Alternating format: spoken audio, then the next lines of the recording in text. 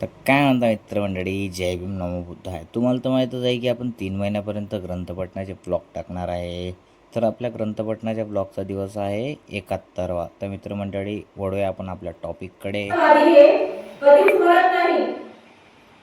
उलट प्रमादी हे मूर्त वचन आहे. दुसरा हेतू कितीही मोठा असला तरी आपल्या ठरवलेल्या हेतूपासून विचलित होऊ नये.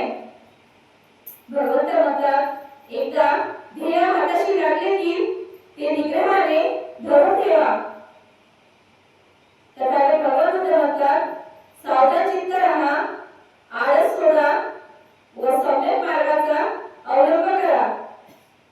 भगवंत म्हणतात, जो या जगात सम्यक मार्गाचा अवलंब करतो तोच खरोखरच सुखी असतो. आळशीपणा म्हणजे अपयश, सुस्तपणा म्हणजे अपयश.